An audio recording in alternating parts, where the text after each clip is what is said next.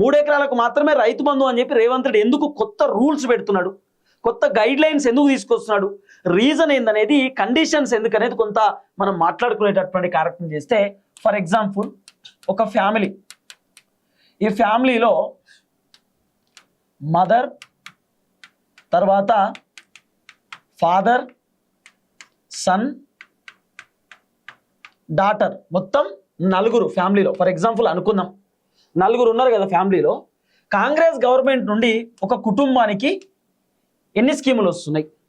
కాంగ్రెసే కాదు, బీఆర్ఎస్ నుండి కూడా ఎన్ని స్కీములు వచ్చినాయి? ఇప్పుడు కాంగ్రెస్ అధికారంలోకి వచ్చింది, కాంగ్రెస్ గురించి మాట్లాడుకుందాం. ఫస్ట్ కాంగ్రెస్ ఎన్ని స్కీములు, ఎన్ని రావాల్సినటువంటి ఇస్తున్నారు కుటుంబానికి అనేది డిస్కస్ చేసుకుంటే, ఇప్పుడు ఒకవేళ పెన్షన్దారులు అయితే, ఫ్యామిలీలో పెన్షన్దారులు అయితే మహిళలకు 2016 రూపాయల పెన్షన్, వృద్ధులైతే తర్వాత తండ్రికి 2016 రూపాయల పెన్షన్, ఇంకా కొడుకుకి ఒకవేళ నిరుద్యోగి అయితే నిరుద్యోగ భృతి అంటున్నారు, లేకపోతే ఇంకేదో చెప్తున్నారు. కానీ ఇప్పటిదాకా ఇంట్లో ఉన్నటువంటి కొడుకుకు మాత్రం ఏం రాలే, జాబ్ నోటిఫికేషన్ రాలే, జాబ్ క్యాలెండర్ కూడా రాలే, ఏమి ఇస్తలేరు. ఒకవేళ డాటర్ అయితే, ఒకవేళ మహిళ అయితే ఇన్ కేస్ ఏమైనా వస్తే 2500 రూపాయలు ఇస్తారా ఇయ్యరా అనేది ఒక పెద్ద క్వశ్చన్ మార్క్. కానీ కుటుంబంలో కాంగ్రెస్ ప్రభుత్వం ఇస్తున్నటువంటి అంశం ఒకసారి చూస్తే 0 వడ్డీ రుణాలు ఇస్తున్నారు తల్లికి. అంటే ఒక మహిళకు 0 వడ్డీ రుణాలు. మా అమ్మకు కూడా వడ్డీ రుణం వచ్చింది అనుకుంటా, నాకు తెలిసి 0 వడ్డీ రుణం వచ్చింది అనుకుంటా. ఇగో అమ్మకి 2016 రూపాయల పెన్షన్, నాన్నకు 2016 రూపాయల పెన్షన్.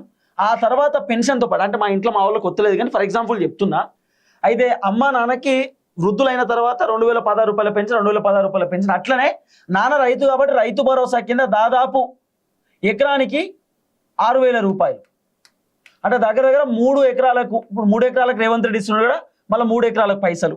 మళ్ళీ తర్వాత 500 రూపాయల పంట బోనస్ ప్రతి కింటానికి వడ్లకు.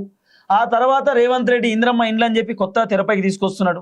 ఆ తర్వాత రేవంత్ రెడ్డి ఇంద్రమ్మ ఇండ్లతో పాటు ఇక రకరకాలుగా అన్ని అంశాలు. అంటే ఒక కుటుంబానికి కాంగ్రెస్ ప్రభుత్వం ఆల్రెడీ చాలా ఇస్తున్నది. పెన్షన్లు కానివ్వండి, రైతు భరోసా కానివ్వండి, పంట బోనస్ కానివ్వండి, ఇవన్నీ ప్రభుత్వం దగ్గర నుండి కుటుంబానికి బెనిఫిట్స్ పోతున్నాయి. 0 వడ్డీ రుణాలు కానివ్వండి, సబ్సిడీలు కానివ్వండి, లేకపోతే ఇప్పుడు మహిళలకు 2500 రూపాయలు ఇయనికి రెడీగా ఉన్నారు, 2500 రూపాయలు కానివ్వండి, ప్రభుత్వం నుండి చాలా బెనిఫిట్స్, చాలా లబ్ధి పొందుతారు జనాలు. కాబట్టి రైతు భరోసా ఇక 3 ఎకరాల కంటే ఎక్కువ వద్దు, ఆల్రెడీ ప్రభుత్వం చాలా చేస్తున్నది. కాబట్టి ఇంకా 3 ఎకరాల కంటే ఎక్కువ వద్దనేటటువంటి ఆలోచనతో రేవంత్ రెడ్డి 3 ఎకరాలకి ఫైనల్ చేస్తున్నట. గవర్నమెంట్ నుండి జనాలకు బాగానే పోతున్నాయి పథకాలు, గవర్నమెంట్ నుండి జనాలకు బాగానే డబ్బులు అందుతున్నాయి, గవర్నమెంట్ బాగానే హెల్ప్ చేస్తున్నది ప్రజలకు. కాబట్టి సో రైతు బంధుకు సంబంధించిన వ్యవహారంలో 3 ఎకరాలు లాస్ట్.